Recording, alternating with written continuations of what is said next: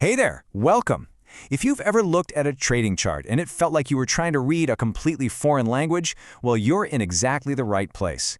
In this explainer, we are going to demystify all of it. We're going to translate that chaos into clarity, and by the end, you'll have a real step-by-step guide to place your very first options trade with confidence. So here's our game plan for today. First, we'll break down the core difference between trading stocks and trading options. Then, the fun part, we'll learn to actually read the charts and use some simple tools to spot opportunities. After that, we'll walk through the exact clicks to place a trade. And finally, we'll cover the most important part, how to protect yourself. Let's get right into it. Okay, let's start at square one. Before we can really get what makes options so unique, we gotta have a solid handle on what trading even means in its most basic form. You know, at its heart, trading is a super simple idea you already get. Buy low, sell high. That's it. It doesn't matter if you're flipping a rare comic book or a stock, the goal is always the same. You're trying to profit when its value goes up. Now, this is where things get really interesting. See, trading a stock is kind of like being a long-term investor. You buy a tiny piece of a company and you hope it grows. It can be slow, like the turtle in the race. Options, though, that's the hare. You're not buying the company, you're buying a contract to bet on which way the market is headed. It's faster, it's more dynamic. And here's the kicker. You can make money not just when the price goes up, but also when it goes down. All right, let's tackle the thing that often looks like pure chaos, the trading chart. I want you to start thinking of it as a story, a visual story of a big battle between buyers and sellers. And our job right now is to learn its language. First up, super simple. You see a green candle? That just means that in that specific time frame, whether it was a minute or a whole day, the price went up. It ended higher than it started. Simple as that. Buyers were in charge. And you guessed it. A red candle is the exact opposite. It means the price went down. The sellers won that round. So green means go. Buyers are feeling good. We call that bullish. Red means stop. Sellers are pessimistic. We call that bearish. Now, when you zoom out a little, you'll see these individual red and green candles start to form bigger patterns, or trends. An uptrend is just a series of higher highs and higher lows. A downtrend is the opposite. And sometimes the market just goes sideways, kind of stuck in a rut. Figuring out the main trend is your very first job.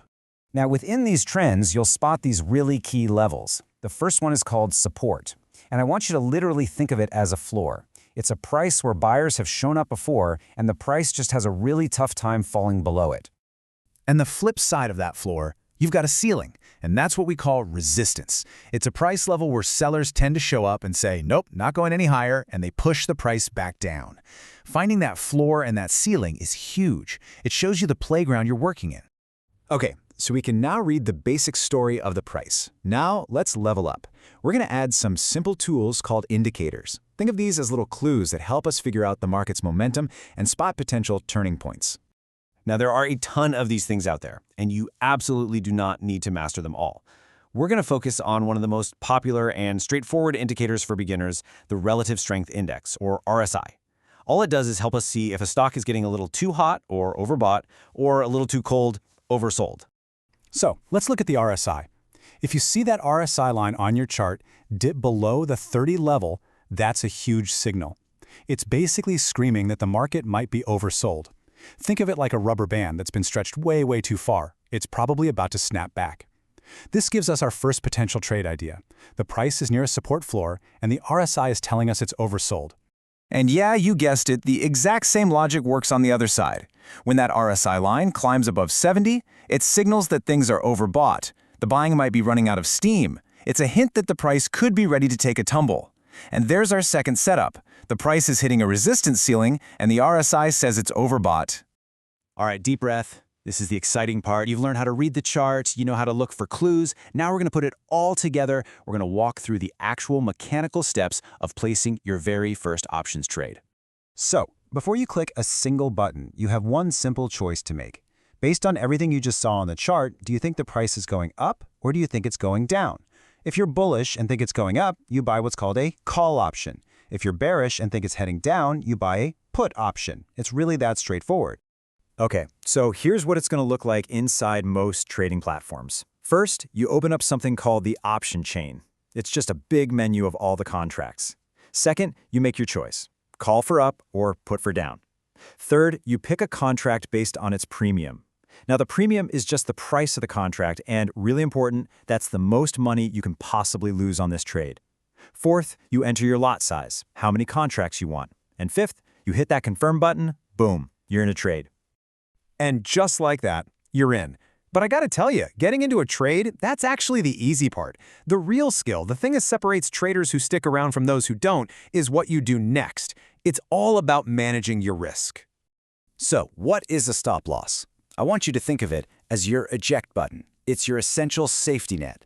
It's an order you set up ahead of time that tells your broker, hey, if this trade goes bad and the price hits this specific level, get me out. No questions asked. This is what prevents a small, manageable loss from turning into a catastrophic one. But here is a classic rookie mistake, and I really want you to hear this. A lot of people set their stop loss way too close to where they got in. You have to remember, the market wiggles around. It breathes. A good rule of thumb is to place your stop loss just below a recent support level if you bought a call, or just above a recent resistance level if you bought a put. This gives your trade that little bit of room to breathe while still protecting you if you're totally wrong. And that's it. That is the entire life of a trade, from start to finish. We went from looking at a confusing chart to understanding its language, taking action, and most importantly, protecting ourselves. You now have the basic tools. That chart isn't a mystery anymore. It's a map, and it's just waiting for you to find your way. So, what's your first move going to be?